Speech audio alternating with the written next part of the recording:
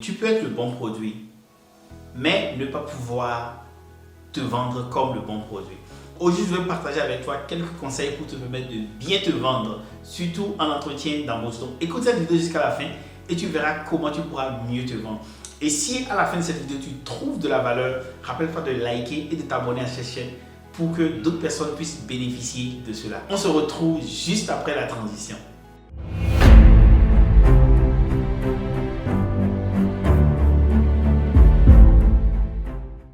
La première chose pour bien vendre, c'est d'être convaincu qu'on est le bon produit. Pour que tu sois invité à une interview, c'est que tu as envoyé ton dossier, ton CV, ta lettre de motivation et qu'on t'a présélectionné. Donc déjà, cela c'est un grand accomplissement. Et à cause de cela, tu dois donc déstresser, vraiment être cool.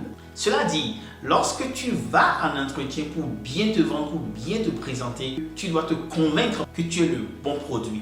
Et ceci est extrêmement important. Tu dois te convaincre de tes qualités, de tes atouts et surtout, parlant de l'expatriation compétente ou de décrocher un emploi de rêve, tu dois te convaincre que tu as tout ce qu'il faut pour résoudre le problème de cet employé-là. Donc la première chose pour bien vendre, c'est d'être convaincu qu'on est le bon produit ou la bonne solution pour l'entreprise qui recrute. Et par rapport à être le bon produit, c'est également bon de choisir comment bien communiquer pour impressionner positivement l'entreprise qui va recruter. La deuxième chose, c'est de préparer son pitch. En marketing, on dit que lorsqu'on va vendre un produit, il y a la promesse de vente. Donc lorsque tu vas en entretien, il faut entretenir la promesse. Qu'est-ce que tu vas apporter comme solution à l'entretien? Et à ce niveau-là, il est important de préparer ton pitch.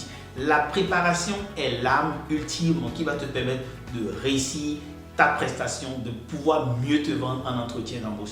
Et parlant de préparation, si tu es intéressé, je vais mettre en commentaire un lien qui te permet de rejoindre le club d'interview élite. Et dans ce club-là, nous partageons des conseils qui vont te permettre de pouvoir améliorer ta prestation d'interview et de pouvoir positivement impressionner le recruteur. La troisième chose pour bien se vendre, c'est de répéter son argumentaire. J'ai dit précédemment qu'il faut bien le préparer. Mais non seulement il faut le préparer, mais il faut bien le répéter. Il faut passer suffisamment de temps à répéter ton argumentaire au point où c'est tellement ancré en toi et cela va venir donc naturellement. Donc pour bien réussir ta prestation et bien te vendre, il faut répéter ton argumentaire. J'aime dire aux gens, les questions les plus classiques qui viennent en entretien, et surtout les personnes que nous accompagnons, il faut vraiment préparer ces questions-là par rapport à votre profil et pouvoir les réciter au bout des doigts. Et donc la répétition de ton argumentaire, de tes expériences, de tes accomplissements, de tes forces, de tes faiblesses, bref, tout ce qui vient comme question difficile à l'entretien, les répéter suffisamment va te permettre de pouvoir mieux te vendre en entretien d'embauche. Et si tu es intéressé, regarde, j'ai mis le lien sur le cours Réussir mon interview international qui comporte 42 questions avec les réponses écrites. Et ces questions-là vont te permettre de pouvoir mieux te préparer et de pouvoir mieux répondre et ultimement de pouvoir mieux te vendre au recruteur. Et parlant de répéter son argumentaire, il s'agit de vraiment penser tout en détail jusqu'à aller à penser aux anecdotes, aux histoires que tu vas raconter pour alimenter, pour agrémenter la conversation avec le jury. Et donc, dans la répétition et dans la préparation en général, il faut vraiment aller dans le détail. Il faut faire une préparation de minutie, une préparation minutieuse. Il faut aller dans les détails, il faut vraiment se préparer parce que lors de cette interview-là, lors de l'interview auquel tu vas faire face, il y aura de la compétition. Et à ce niveau-là, il faudra vraiment être bien outillé pour pouvoir mieux se vendre. La quatrième chose à faire pour mieux se vendre, c'est la première impression. First impressions count. Always count. First impression counts.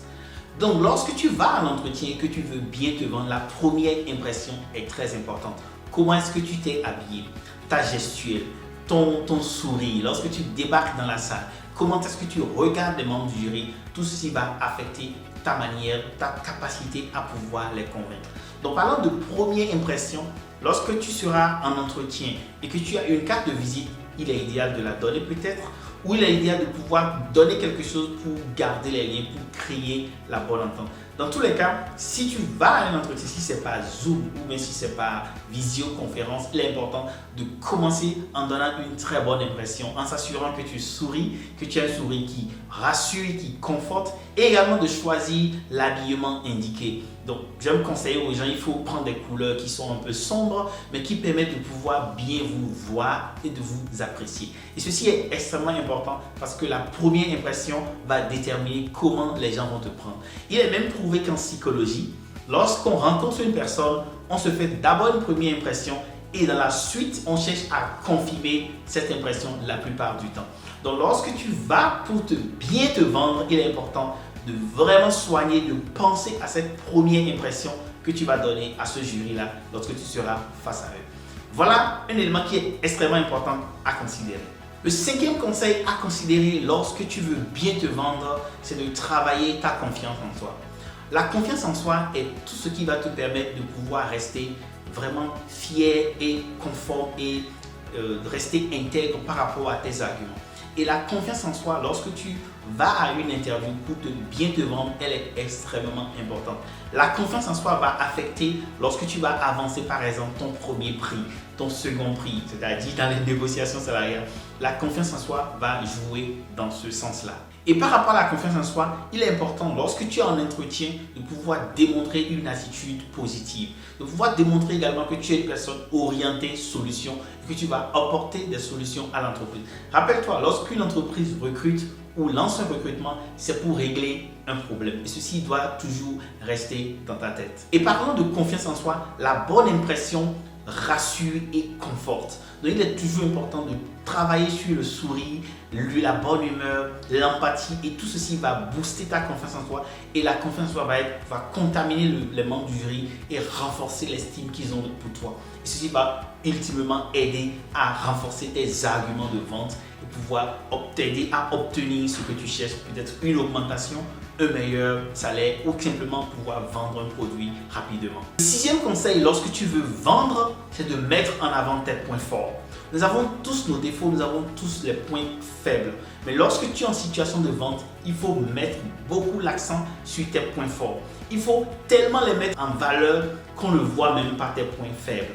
Donc le focus lorsque tu vas en négociation, c'est vraiment de travailler pour brand, pour présenter tout ce qui est tes points forts et pour que cela puisse briller blim, blim, blim, blim, dans les yeux de la personne qui va évaluer, qui va finalement accepter ton offre. Donc dans la stratégie de vente, en matière d'interview, il est important pour toi de mettre en avant tes points forts, vraiment de mettre un focus sur tes points forts et cela va permettre au jury d'apprécier positivement et de pouvoir te recruter, t'offrir la meilleure offre salariale. Le dernier élément sur lequel il faut travailler lorsque tu veux bien te vendre, c'est de rester soi-même. Parce que l'on veut vendre, l'on veut mieux vendre, il ne faut pas se dénaturer. Il faut rester soi-même, il faut rester vrai, il faut rester cohérent, il faut rester simple, il faut rester ce que tu es en fait. Parce que plus loin, lorsque tu vas finir de vendre, qu'est-ce qui va se passer après? Tu ne veux pas offrir un mauvais service après-vente.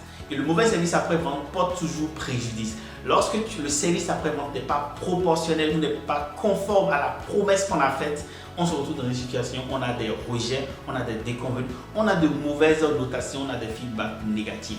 Donc il est important lorsque tu vas en négociation, lorsque tu vas te vendre en interview, de rester toi-même. Voilà quelques questions que j'ai voulu partager avec toi sur comment mieux se vendre en situation d'interview. Dis-moi ce que tu penses de ceci et dis-moi selon toi comment mieux se vendre à ton avis. Dis-moi cela en commentaire, partage également ton point de vue. Et si tu as trouvé de la valeur dans cette vidéo, rappelle-toi de liker, de t'abonner et de partager car partager c'est grandir ensemble. Je suis Marius Chabi et j'accompagne les professionnels compétents à s'expatrier. Pour travailler avec moi, m'écris en commentaire privé ou sur vip@lespatient.com. Et sur ce, porte-toi bien. Bye bye.